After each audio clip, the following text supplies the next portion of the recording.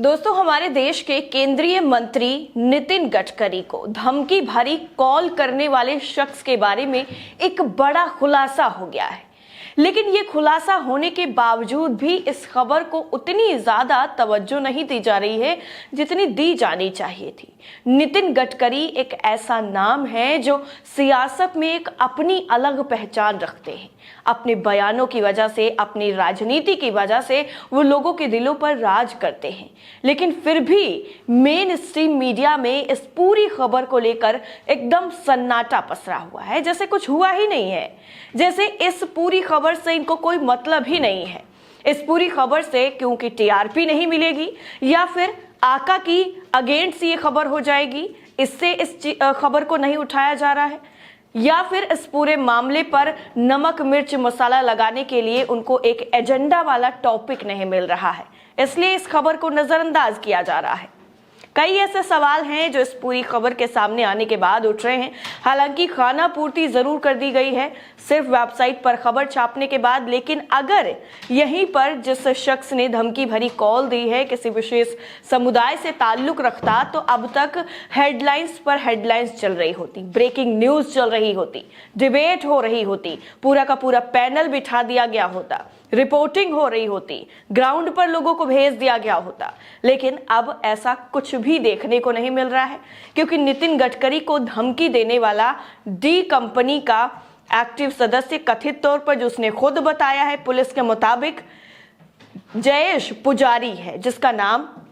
एक धर्म से ताल्लुक नहीं रखता है, एक विशेष धर्म से वो नहीं है। इसलिए गोदी मीडिया के लिए ये खबर नहीं है, ये सिर्फ रद्दी खबर है, क्योंकि यहाँ पर इनको खेलने के लिए, मुर्गे लड़ाने के लिए टॉपिक नहीं मिल पाया। इसलिए इस खबर को सिर्फ और सिर्फ दरकिनार कर दिया गया और कह दिया गया कि हाँ ठीक है, धमकी भरी कॉल दी है, उसके बाद पुलिस अपना काम कर रहा है। लेकिन सोचिए, डी कंपनी, दाऊद इब्राहिम, जिसके नाम पर जो है कितना जो है पूरे देश में हर जगह पर कहीं पर भी अगर उसका नाम जुड़ा हो जाता है तो सीधा सीधा बहुत बड़ा एक्शन होता है, और उससे जुड़े हुए एक शख्स ने नितिन गडकरी को धमकी भरे कॉल किए, वो भी एक दो नहीं, तीन कॉल किए। उसके बावजूद भी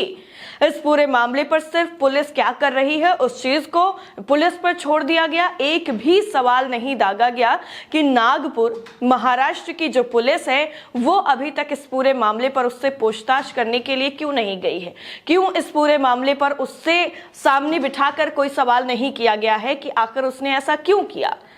किसके कहने पर उसने ऐसा किया, क्या वाकई वो डी कंपनी का ही है या फिर इसके पीछे भी कोई दूसरी साजिश बताई जा रही है। ऐसा कुछ भी नहीं है। लेकिन लाइव हिंदुस्तान की एक रिपोर्ट है, उस रिपोर्ट में किस तरीके से इस पूरे मामले पर बताया गया है और क्या कहा गया है, कितने करोड़ की फिरौती उसने मांगी है, वो सारी चीजें पूरी तरीके से बताई गई हैं। लेकिन यहाँ पर सोचने वाली बात एक और भी है कि जिस शख्स ने नितिन गडकरी को धमकी दी है, दरअसल उसको एक शख्स के मर्डर के आरोप में मौत की सजा सुनाई जा चुकी है,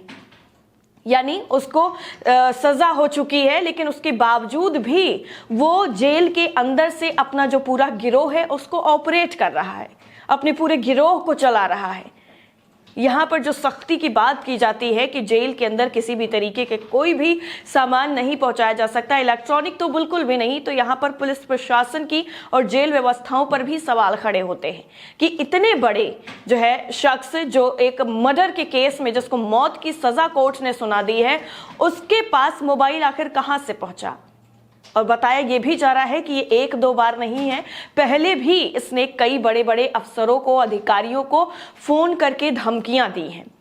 एक बार से नहीं जागा प्रशासन, दूसरी बार से भी नहीं जागा। अब सीधा सीधा जब बात आ गई नितिन गडकरी पर, तब ये बताया जा रहा है, लेकिन सवाल यहाँ पर फिर भी कुछ नहीं हो रहा है। अब लाइव हिंदुस्तान की तरफ से जो कहा गया है वो हम आपको बता देते हैं, जिसमें लिखा गया है कि रविवार को ही, यानी संडे को, इस पूरे मामले पर जानकारी मिली है कि इस पूरे मामले को लेकर के उसको सजा हो चुकी है, जिसके बाद पुलिस के जो वरिष्ठ अफसर हैं उनके मुताबिक ये व्यक्ति जो है वो कर्नाटक के बेलगावी शहर का कैदी है और वहीं पर ये जेल में कैद है। उसने खुद को दाऊद इब्राहिम गैंग का सदस्य बताया और इस व्यक्ति की जो पहचान है वो जयेश पुजारी के रूप में हुई है, जो 2016 में जेल से भाग गया था। बड़ा गुंडा बताया जाता है, इसके साथ गुंडा शब्द भी इस्तेमाल किया गया है। अब गौर करने वाली बात यह है कि केंद्रीय मंत्री नितिन गडकरी के ऑफिस में कॉल करके धमकी देने के बाद इसकी हिम्मत देखिए, इसने 100 करोड़ रुपए की डिमांड भी की, यानी 100 करोड़ रुपए की फिरौती इसने मांगी और कहा कि 100 करोड़ रुपए अगर नहीं दिए तो उसके बाद का जो अंजाम होगा वो खुद देख लोगे। पुलिस अधिकारी के मुताबिक उनकी तरफ से बताया गया है कि धमकी देने वाला जो जयेश है वो कुख्यात अपराधी है, वो मर्डर का भी आरोपी है जिसमें साबित हो चुका है और 2016 के साथ साथ उसमें बाकी जो सालों में कई और चीजें भी दर्ज की गई हैं। कर्नाटक पुलिस ने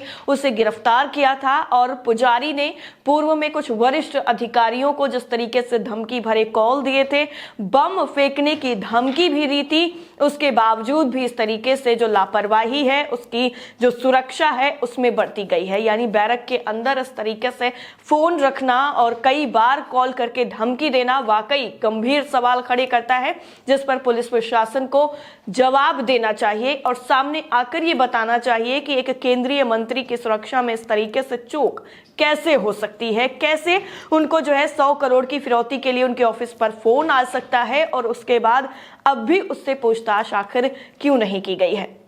आपको बता दें कि नितिन गडकरी के कार्यालय के फोन ऑपरेटर से उसने ये कहा था कि वो डी कंपनी यानी दाऊद इब्राहिम गिरोह का सदस्य है और वो जो है धमकी भरे कॉल्स कर रहा है, जिसके बाद उसने ये भी कहा कि नितिन गडकरी को वो बम से नुकसान भी पहुंचाएगा। अब पुलिस प्रशासन इस पूरे मामले पर कई तरीके से जांच कर रही है और ये पता लगा रही है कि आखिर इसके पीछे की जो पूरी कहानी है वो दरअसल है क्या, या फिर सिर्फ और सिर्फ ये दहशत फैलाने के लिए, डर फैलाने के लिए इस तरीके से किया जा रहा है। पुलिस अधिकारी के मुताबिक सहायक निरीक्षक हैं, उनके नेतृत्व में नागपुर पुलिस की अपराध शाखा की एक टीम जो है वो बेलगामी शनिवार को ही पहुंच गई थी और अधिकारी ने यह भी कहा है कि टीम की तरफ से जेल प्रशासन से आज जो है सोमवार को पुजारी से पूछताछ करने की इजाजत देने की रिक्वेस्ट की गई है। रिक्वेस्ट किया जाएगा, उसके बाद वो अप्रूव करेंगे, उसके बाद पुजारी से पूछताछ की जाएगी और उससे ये पूछा जाएगा कि आखिर ये क्यों किया है, उसने किसके कहने पर किया है या फिर इसके पीछे की मंशा क्या है, इसके पीछे अगर कोई साजिश चल रही है तो उस पूरे मामले पर पुलिस प्रशासन पता लगाएगा। लेकिन ये सारे जो सवाल हैं वो मेन स्ट्रीम मीडिया पर बैठे उन स्टार एंकर्स को पूछना चाहिए था जो अभी हाल ही में सुप्रीम कोर्ट की फटकार खा चुके हैं। सुप्रीम कोर्ट ने जो है सीधा सीधा ऐसे लोगों पर जो फटकार लगाई थी, उसके बाद जो रुख है, रवैया है, वो बदला हुआ तो नजर नहीं आ रहा है, लेकिन सवाल पूछना जिस तरीके से बंद कर दिया गया है वो वाकई बेहद गंभीर सवाल उठाता है उनके अस्तित्व पर और उनके आगे आने वाले वक्त पर भी सवाल उठाता है कि क्या वो इसी तरीके से मूक दर्शक बने रहेंगे और जहां पर उनको टीआरपी का फायदा होगा सिर्फ वही मुद्दे उठाए जाएंगे, बाकी किसी की सुरक्षा से उनको कोई मतलब नहीं है, बाकी कहीं पर भी कुछ भी हो जाए तो वो पूरा अपना गणित निकाल करके लेकर ये आ जाएंगे। लेकिन जहां पर बात आ जाएगी बीजेपी शासित राज्यों की तो वहां पर कोई भी सवाल इनके मुंह से नहीं निकलता है, जैसे मुंह में दही जम गया हो। इस पूरी रिपोर्ट को लेकर आपकी राय क्या है और आप क्या सोचते हैं इस तरीके से गोदी मीडिया के सन्नाटे पर, कमेंट करके हमें जरूर बताइए। बाकी अपडेट के लिए नेशन 360 के साथ लगातार बने रहिए। जय हिंद।